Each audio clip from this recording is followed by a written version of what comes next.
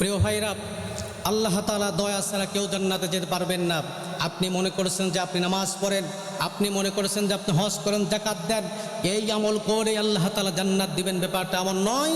আপনি নামাজ রোজা হজ করার পরেও অনেক নামাজিরা জাহান্নামে যাবে, অনেক হাজিরা জাহান্নামে যাবে, অনেক ইমাম আর মুসল্লিরা অনেকে জাহান্নামে যাবে। সুতরাং আল্লাহর দয়া ছাড়া কেউ জান্নাতে যেতে পারবে না। পাশাপাশি এই সমস্ত কেউ জান্নাতে যেতে পারবে না।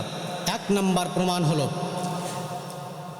একটি লোক মৃত্যুর আগে তার ছেলেদেরকে বলেছিল, হে আমার ছেলে সন্তানেরা শোনো, আমার মৃত্যুর পরে আমাকে তোমরা কাফন দাফন করে কবরস্থ করবে না, আমাকে তোমরা কি করবে, আমাকে আগুন দিয়ে পুড়িয়ে ওই ছাইগুলো দুই ভাগ করবে, দুই ভাগ করে এক ভাগ বাতাসের সঙ্গে পুড়িয়ে দিবে, আর এক ভাগ তোমরা সাগরে মিশিয়ে দেবে।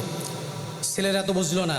ওই ব্যক্তি মৃত্যুর পরে তাই করা হলো, আগুন দিয়ে তারা লাশকে পুড়িয়ে একদম ছাই বানিয়ে অর্ধেক ছাই বাতাসে মিশিয়ে দেওয়া হলো, আর অর্ধেক ছাই সাগরে ভাসিয়ে দেওয়া হলো। আল্লাহ তাআলা বাতাসকে হুকুম করলেন, হে বাতাস, সমস্ত ছাইকে তুমি জড়ো করে দাও। আমার ভাইরা, আল্লাহ তাআলার হুকুমে বাতাস সমস্ত ছাইকে জড়ো করে দিল। সাগরকে হুকুম করে দেওয়া হলো, সাগরের ভিতরে যত ছাই আছে সমস্ত ছাইগুলোকে একত্রিত করে দাও। আমার ভাইরা, বাতাস আর সাগর মিলে সমস্ত ছাইকে একত্রিত করে দিলেন। আল্লাহ তাআলা ওই ব্যক্তিকে আবার জিন্দা করলেন। জোরে বলুন সুবহানাল্লাহ।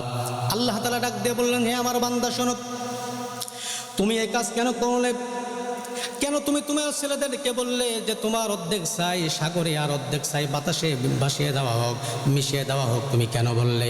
ওই ব্যক্তি জড়মড় হয়ে গেল। ওই ব্যক্তি আল্লাহ তাআলার কাছে লজ্জিত হয়ে গেল।